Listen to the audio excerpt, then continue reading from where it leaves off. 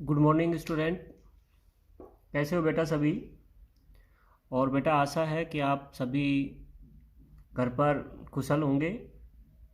देखो बेटा, कोविड जो है वो लगातार बढ़ रहा है और इसको ध्यान में रखते हुए जो कोविड की जो गाइडलाइन है उनकी आप पालना कीजिए। घर में रहिए, खुद सुरक्षित रहिए और दूसरों को सुरक्षित कीजिए। बेटा ये जिम्मेदारी केवल सरकार की नहीं है, ये हर एक नागरिक की है। जब हम खुद समझेंगे इस चीज़ को तब ही इससे हम जीत पाएंगे। और बेटा घर में रहकर एक तो अपनी जो पढ़ाई है उसको लगातार सुचारू रखिए आप, और दूसरी बात अफवाहों पर बिल्कुल ध्यान ना दें। फाइनल की जो क्लासें हैं उनका एग्ज़ाम हर स्थिति में होगा, कब होगा वो आपको पता लग जाएगा, जो भी टाइम टेबल है वो आपको बता दिया जाएगा। दूसरी बात, पेपर में पढ़ते समय किसी प्रकार की ढिलाई नहीं करनी कि पेपर लेट होंगे, ये होंगे, क्योंकि अगर आपने पढ़ाई छोड़ दी बीच में तो उसको बहुत बड़ा नुकसान होगा। तो डेली आप जो है वो रूटीन बना लो, उस रूटीन के अनुसार ही आप पढ़ाई करेंगे। और बेटा बहुत अच्छा मौका भी है परसेंटेज बनाने का कि 2 यूनिट ही हैं, 3 इक्वेशन आएंगे, ज़्यादा नहीं आएंगे। तो उन चीज़ों को आप अच्छा कर सकते हो और ये लगातार जो है आप अपनी पढ़ाई सुचारू रूप से रखेंगे। ठीक है बेटा। और आज जो है, आज का अपना जो टॉपिक है वो है बहुभ्रूणता, पोली एम्ब्रियोनी। देख बेटा, पोली एम्ब्रियोनी या बहुभ्रूणता क्या है? बेटा नाम से पता लग रहा है कि बहुभ्रूणता, बहु जो शब्द है, पोली जो शब्द है, पोली का मतलब क्या होता है? अनेक। और एम्ब्रियोनी यानी एम्ब्रियो से बना है, एम्ब्रियो। और एम्ब्रियो का मतलब क्या होता है? भ्रूण, अनेक भ्रूण, ये इसका शाब्दिक अर्थ है पोली एम्ब्रियोनी का। देख बेटा, बहुभ्रूणता समानतः क्या होता है? एक बीज जो होता है, एक बीज में एक ही भ्रूण जो है उसका विकास होता है। एक बीज में एक ही भ्रूण बनता है समानतः। लेकिन कभी कभी क्या होता है कि एक बीज में एक से अधिक भ्रूण जो हैं वो निर्मित हो जाते हैं। अगर एक बीज में एक से अधिक भ्रूण निर्मित हो जाते हैं तो वो स्थिति पोली एम्ब्रियोनी कहलाती है। पोली एम्ब्रियोनी कहलाती है, बहुभ्रूणता कहलाती है।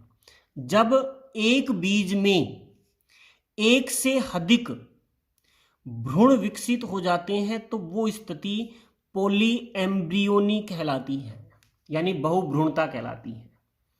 समानतः एक बीज में एक ही भ्रूण होता है, लेकिन कभी कभी विशेष कारणों से एक बीज में एक से अधिक भ्रूण विकसित हो जाते हैं, वो स्थिति पोली एम्ब्रियोनी कहलाती है।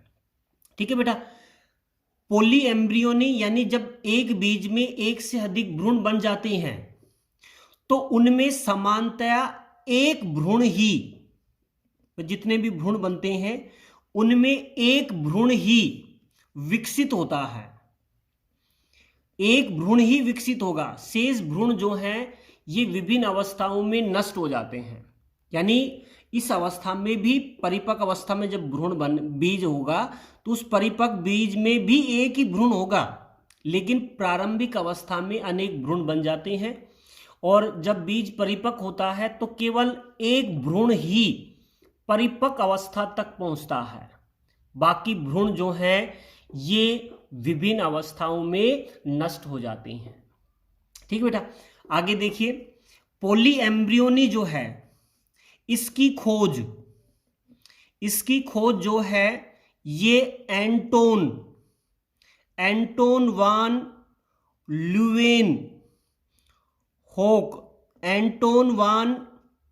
ल्यूवेनहोक नामक जो वैज्ञानिक थे उन्होंने इसकी खोज की थी। और किस में की थी? संतरे में। एंटोन वान ल्यूवेनहोक नामक वैज्ञानिक ने इसकी खोज जो है वो संतरे में की थी, और संतरे में उन्होंने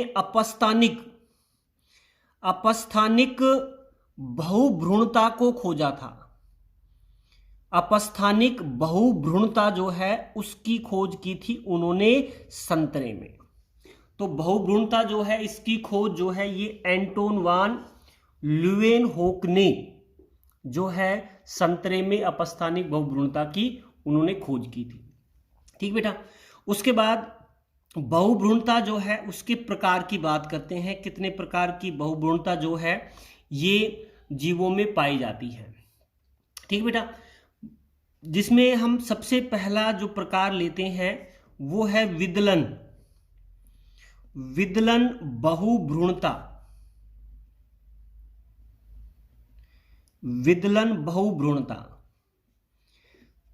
क्लीवेज पॉली एम्ब्रियोनी, विदलन बहुभ्रूणता। देख बेटा, विदलन बहुभ्रूणता क्या है कि जब निषेचन के पश्चात जाइगोट का निर्माण, युग्मनज का निर्माण होता है, तो किसी कारण युग्मनज जो है ये विभाजित हो जाता है।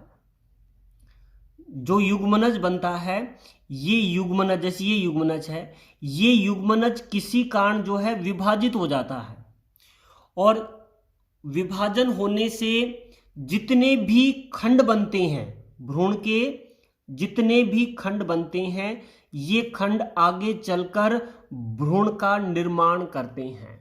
भाई जितने भी जाइगोट के जितने भी खंड बनते हैं, ये प्रत्येक खंड जो है ये नए भ्रूण जो है उसका निर्माण करता है, जिससे बहुभ्रूणता उत्पन्न होती है। विभाजित का मतलब होगा विदलन के कारण बहुभ्रूणता उत्पन्न हुई है, और इसी कारण इसे विदलन बहुभ्रूणता कहा जाता है कि निषेचन के पश्चात जब जाइगोट जो है ये विभाजित हो जाता है, विदलित हो जाता है, खंडों में बढ़ जाता है, तो इसका प्रत्येक खंड विभाजित होकर नए भ्रूण का निर्माण करता है। ठीक बेटा, विदलन बहुभ्रूणता जो है ये जिम्नोस्पर्म के जो पादप होते हैं उनमें ये सामान्य रूप से पाई जाती है। जिम्नोस्पर्म के जो पादप हैं उनमें ये सामान्य रूप से ये पाई जाती है। लेकिन अगर एंजियोस्पर्म की बात करें, एंजियोस्पर्म जो है उसकी बात करें, तो एंजियोस्पर्म के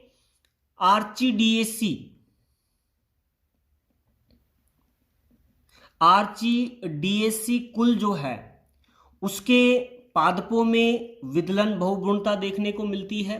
उसके अलावा निम्फिया जो पादप है उसमें भी ये देखने को मिलती है। तो निम्फिया में और आर्चिडिएसी कुल के जो पादप हैं उनमें विदलन बहुभ्रूणता पाई जाती है। जिम्नोस्पर्म में तो ये विदलन बहुभ्रूणता सामान्य है, एक समान लक्षण है जिम्नोस्पर्म का तो ये, लेकिन एंजियोस्पर्म में ये बहुत कम देखने को मिलती है। जो निम्फिया जो है उसमें ये पाई जाती है, और आर्किडिएसी कुल के जो पादप हैं उनमें ये पाई जाती है। तो ये बहुभ्रूणता का पहला प्रकार होगा विदलन बहुभ्रूणता। ठीक बेटा, अब दूसरा इसका प्रकार लेते हैं बहुभ्रूणता का, और वो है सरल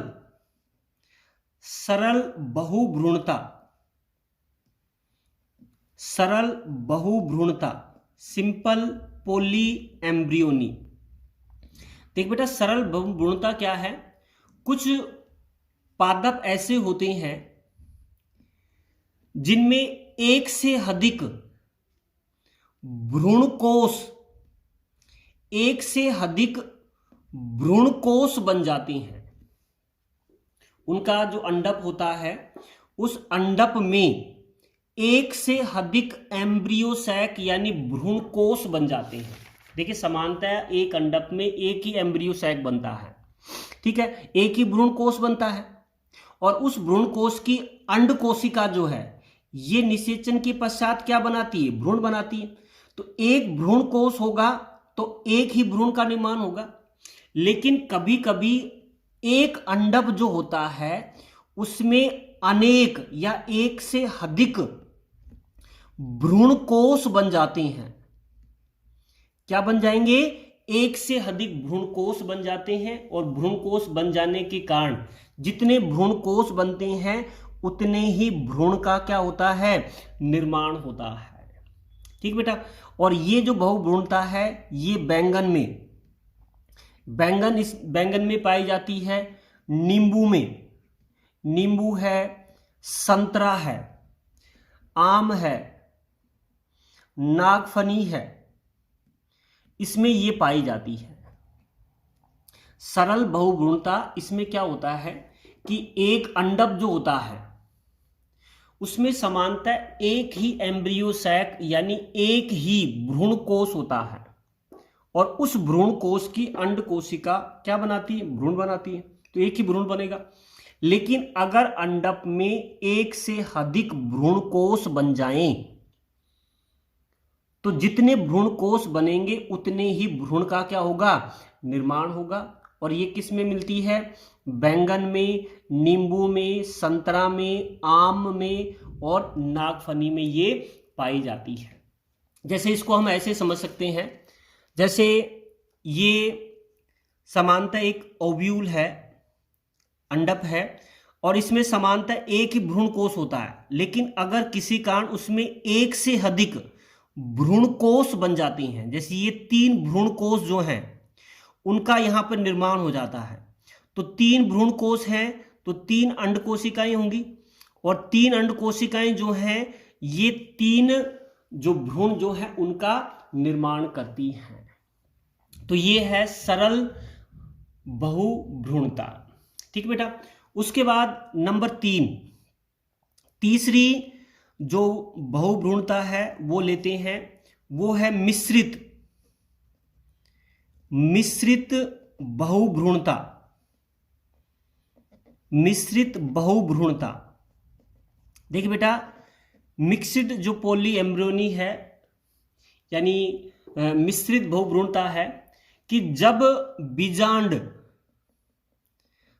बीजांड जो है में एक से अधिक बीजांड में एक से अधिक पराग नलिकाएं प्रवेश कर जाएं। जब एक बीजांड में एक से अधिक पराग नलिकाएं प्रवेश कर जाएं और भ्रूण कोष जो होता है प्रवेश करेंगी, तो जो भ्रूण कोष है, भ्रूण कोष की किसी अन्य कोशिका, भाई अंड कोशिका को निषेचित करेंगे तो भ्रूण बनेगा ही, उसके अलावा किसी अन्य कोशिका को निषेचित कर भ्रूण का निर्माण करें।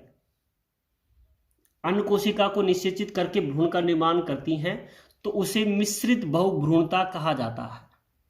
भाई क्या है मिश्रित बहुभ्रूणता में कि यदि बीजांड में एक से अधिक पराग नलिकाएं प्रवेश कर जाएं, एक ही प्रवेश करती है लेकिन कभी एक से अधिक प्रवेश कर जाती हैं, तो भ्रूण कोष की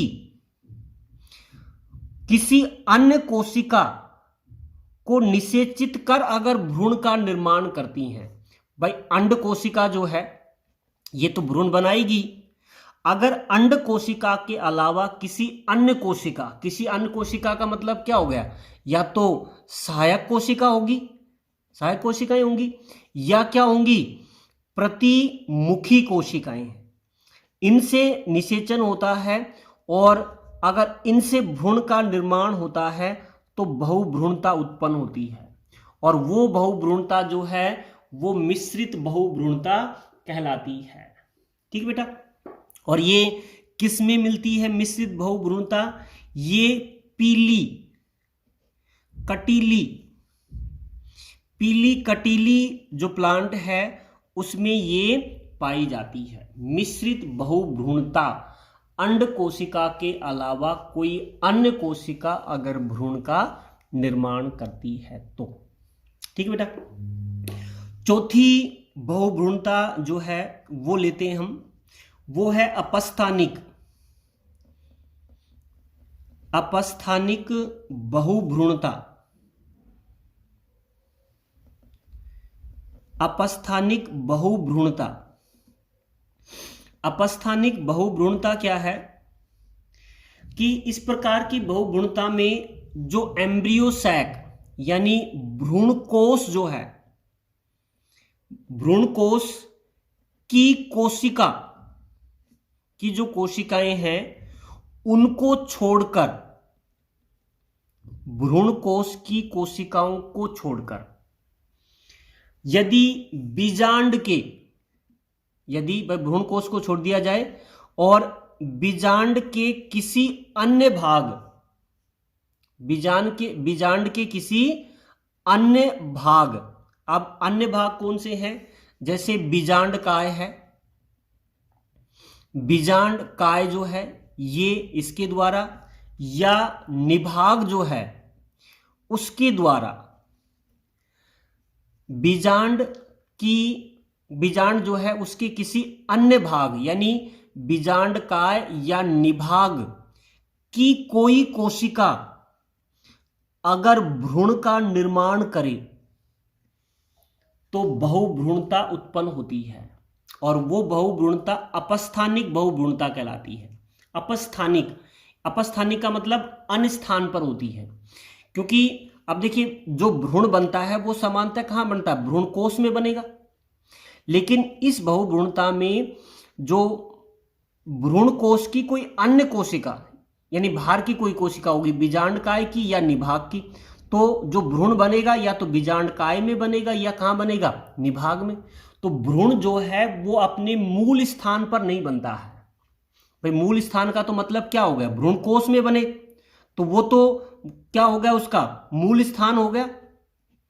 लेकिन यहां पर भ्रूण कहां बन रहा है, या तो बीजांडकाय में बन रहा है या निभाग में बन रहा है, क्योंकि इसी कोशिकाओं से बन रहा है तो भ्रूण यही होगा, तो अपने मूल स्थान पर नहीं बनता है, और इसी कारण इसे अपस्थानिक बहुभ्रूणता कहा जाता है।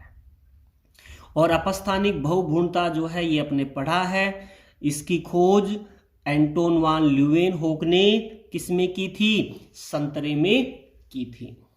ठीक बेटा, तो ये 4 प्रकार की बहुभ्रूणता हमने पढ़ी। कौन कौन सी बहुभ्रूणता, 4 प्रकार की, विदलन बहुभ्रूणता, सरल बहुभ्रूणता, मिश्रित बहुभ्रूणता और अपस्थानिक बहुभ्रूणता। ठीक बेटा, अब एक छोटा सा टॉपिक और है बहुभ्रूणता में है, वो है प्रेरित बहुभ्रूणता। प्रेरित बहुभ्रूणता यानी प्रेरित बहुभ्रूणता का मतलब है कि किसी भी रासायनिक कारकों के द्वारा अगर बहुभ्रूणता को कृत्रिम रूप से प्रेरित किया जाता है तो वो प्रेरित बहुभ्रूणता कहलाती है। देखिए बेटा, पौधों में प्राकृतिक रूप से बहुभ्रूणता उत्पन्न होती है, लेकिन वैज्ञानिकों का ये मानना है कि उत्प्रेरण के द्वारा यानी बाह्य कारकों के उत्प्रेरण के द्वारा भी बहुभ्रूणता उत्पन्न की जा सकती है।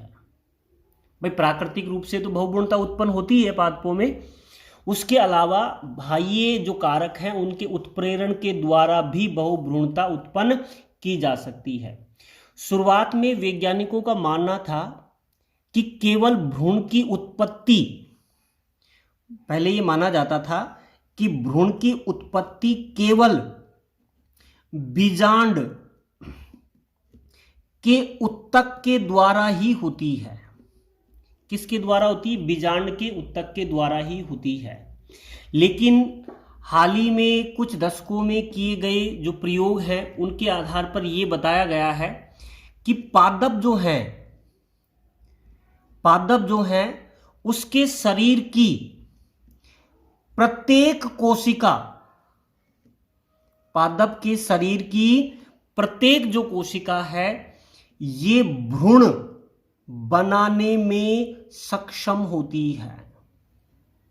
ध्यान देना बेटा इस चीज को, हाल ही में किए गए प्रयोगों से यह स्पष्ट हुआ है कि पादप जो है उसके शरीर की प्रत्येक कोशिका भ्रूण बनाने में सक्षम होती है। पहले तो ये माना जाता था कि भाई बीजांड का जो उत्तक है उस उत्तक में ही भ्रूण बनाने की क्षमता होती है, लेकिन हाल ही में जो कुछ प्रयोग हुए हैं उनसे ये पता चला है कि पादप के शरीर की प्रत्येक कोशिका में भ्रूण बनाने की क्षमता होती है। अतः संवर्धन माध्यम जो होता है उस माध्यम में पादप के शरीर की किसी भी कोशिका जो है उसका संवर्धन कर बहुभ्रूणता को प्रेरित किया जा सकता है। पादप की किसी भी कोशिका को संवर्धन माध्यम में रखकर उसमें बहुभ्रूणता को प्रेरित किया जा सकता है, जिसमें एक साथ कई कायिक भ्रूण जो हैं उनका निर्माण हो सकता है। भाई कायिक कोशिका है तो कायिक भ्रूण जो है उसका निर्माण कर सकते हैं संवर्धन माध्यम में। ठीक है। 1986 जो है के सर्वेक्षण के अनुसार अब तक 102 से भी अधिक जातियों 102 से भी अधिक जातियां जो हैं उनमें प्रेरित बहुभ्रूणता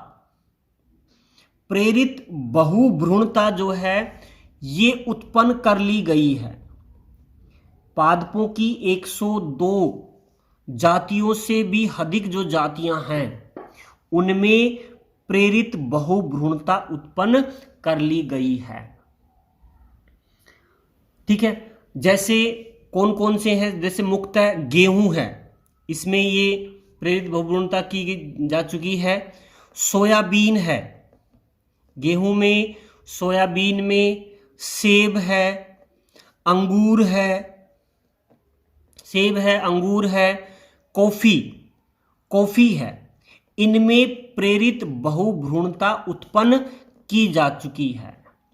और इसका मुख्य आधार है कि पादप के शरीर की प्रत्येक कोशिका भ्रूण बनाने में सक्षम होती है। लेकिन पहले क्या माना जाता था कि भ्रूण का निर्माण केवल बीजांड उत्तक की कोशिकाओं से ही होता है।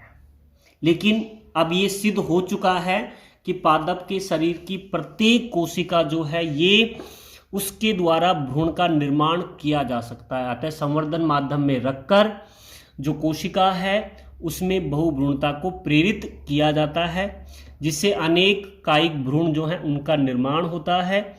और 1986 से अब तक 102 से भी अधिक जातियों में प्रेरित बहुभ्रूणता उत्पन्न कर ली गई है।